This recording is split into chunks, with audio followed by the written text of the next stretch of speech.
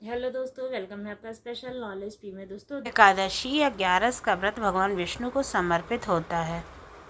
विष्णु को विशेष कृपा निरंतर प्राप्त करने का सर्वोत्तम व्रत एकादशी को ही माना गया है। एकादशी व्रत को व्रतराज भी कहा जाता है क्योंकि एकादशी का व्रत करने से सांसारिक जीवन की समस्त इच्छाएं तो पूर्ण होती ही हैं, साथ में इस व्रत को करने से मृत्यु के पश्चात वैकुंठ लोक की प्राप्ति भी होती है। प्रत्येक महीने में 2 बार एकादशी का व्रत आता है, एक शुक्ल पक्ष का तथा दूसरा कृष्ण पक्ष का। एकादशी तिथि का व्रत उपवास तथा विष्णु भगवान की भक्ति का अत्यंत विशेष महत्व होता है। शास्त्रों के अनुसार एकादशी का व्रत करने वाले भक्तों पर भगवान विष्णु तथा माता लक्ष्मी दोनों की कृपा दृष्टि समान रूप से रहती है, किंतु एकादशी का पूर्ण फल सभी प्राप्त होता है जब इसका विधि विधान से उद्यापन किया जाए। तो एकादशी व्रत के नियम का पालन करते हुए व्रती को एकादशी व्रत का उद्यापन भी करना होता है। किसी भी व्रत की पूर्णता तभी मानी जाती है जब विधि विधान के साथ उस व्रत का उद्यापन किया जाए। उद्यापन करना इसलिए भी आवश्यक है क्योंकि हम जो व्रत करते हैं उसके साक्षी प्रत्येक देवी देवता, यक्ष, नाग व गंधर्व होते हैं। उद्यापन के दौरान की जाने वाली पूजा व हवन में उन प्रत्येक देवी देवताओं को उनका भाग प्राप्त होता है। इस दौरान किए जाने वाले दान दक्षिणा से ही व्रत की पूर्णता सिद्ध होती है। एकादशी व्रत का उद्यापन तब किया जाता है जब व्रत रखने वाले श्रद्धालु स्त्री पुरुष कुछ समय तक नियमित या फिर वर्षों तक निश्चित संख्या में नियमित व्रत करते हैं। भगवान को साक्षी मानकर व्रत के संकल्प की पूर्णता अंतिम व्रत के पश्चात व्रत के उद्यापन करने पर ही पूर्ण होती है। व्रतों के संकल्प का पुण्य फल तब ही प्राप्त होता है जब उसका उद्यापन अर्थात व्रत का समापन पूर्ण विधि विधान पूर्वक संपन्न किया जाता है, अर्थात यह एकादशी व्रत पूर्ण माना जाता है जब तक कि उसका उद्यापन ना किया जाए।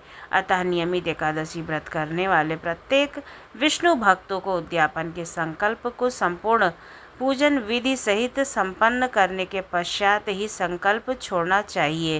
व्रत का उद्यापन एकादशी व्रत करने के पश्चात ही किया जाता है। बिना उद्यापन किए कोई भी व्रत सिद्ध नहीं होता है। अतः नियमित रूप से एकादशियों का व्रत करने वाले प्रत्येक भक्त जनों को किसी सुयोग्य विद्वान ब्राह्मण की देखरेख में व्रत का उद्यापन करना चाहिए। कोई सुयोग्य ब्राह्मण नहीं मिल पाता है तो यहाँ बताई गई सरल विधि के अनुसार आप उद्यापन कर सकते हैं। एकादशी के व्रत का उद्यापन ग्रहण रहित कृष्ण पक्ष की एकादशी या फिर मार्गशीर्ष महीने की एकादशी के दिन करना शुभ माना जाता है, किंतु व्रत के उद्यापन के लिए यह भी आवश्यक है कि इस एकादशी के दिन तक आपकी 24 एकादशियां पूर्ण हो गई हों, अर्थात आपको ध्यान रखना चाहिए कि एकादशी व्रत के उद्यापन के लिए कम से कम आपको 24 एकादशी का व्रत करना अति आवश्यक है।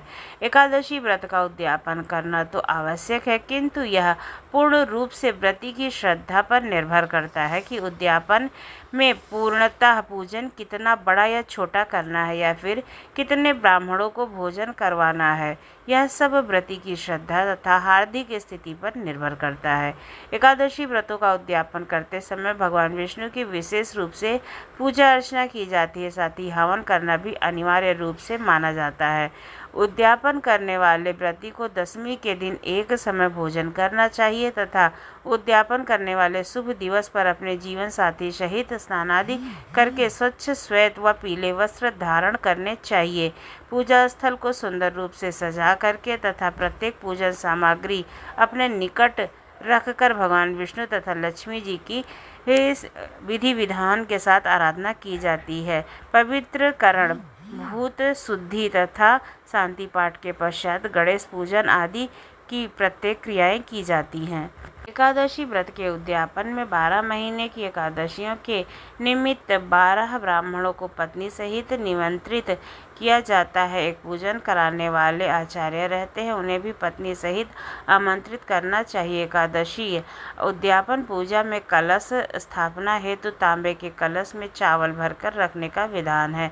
अष्टदल कमल बनाकर भगवान विष्णु तथा माता लक्ष्मी का ध्यान व आवाहन सहित विधि विधान के साथ पूजन किया जाता है। साथ ही इस दिवस पर भगवान कृष्ण, श्री राम, अग्निदेव, देवराज इंद्र, प्रजापति, विश्वदेव तथा ब्रह्मा जी आदि का भी आवाहन किया जाता है। इसके पश्चात मंत्रों का उच्चारण करते हुए भगवान को प्रत्येक प्रकार की सेवाएं तथा पूजन सामग्री अर्पित की जाती है। वैदिक विधान के अनुसार भगवान की स्वर्ण प्रतिमा, स्वर्ण आभूषण, स्वर्ण सिंहासन, छत्र, चामर, पंचरत्न, दर्जनों मेवा, तरह के अनाज तथा फल आदि का प्रयोग करना चाहिए। किंतु भगवान की पूजा आराधना तथा हवन में कौन सी वस्तुओं का तथा कितनी कितनी मात्रा में प्रयोग किया जाता है, यह पूर्ण प्रकार से जातक की श्रद्धा व सामर्थ्य पर निर्धारित होता है। पूजन के पश्चात हवन होता है तथा आचार्य सहित ब्राह्मणों को फलाहारी भोजन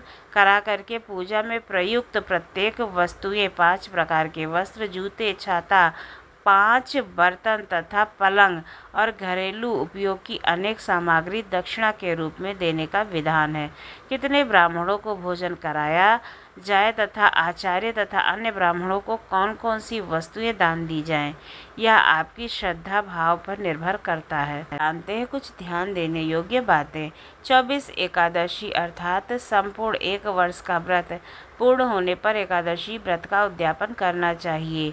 मार्गशीर्ष महीने में व्रत का उद्यापन करना शुभ माना जाता है।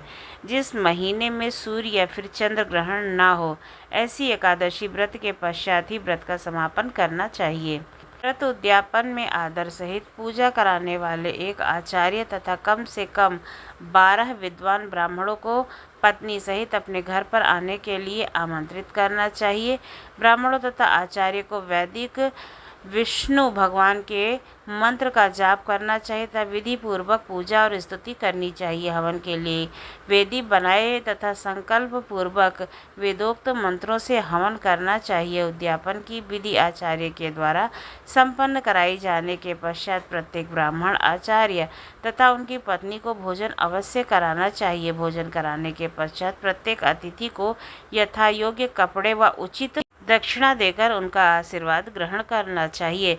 उद्यापन विधि निर्विघ्न रूप से संपन्न होने के पश्चात किसी उचित सज्जन निर्धन व्यक्ति को धन व वस्त्र का दान अवश्य करना चाहिए। उद्यापन करने के पश्चात भी आप निरंतर एकादशी का व्रत कर सकते हैं, अर्थात एक बार उद्यापन करने के बाद फिर से एकादशी का व्रत आप कर सकते हैं। तो आपको ये जानकारी कैसी लगी ज़रूर बताइएगा। अगर अच्छी लगी हो तो हमारे चैनल को सब्सक्राइब करना ना भूलिएगा। धन्यवाद।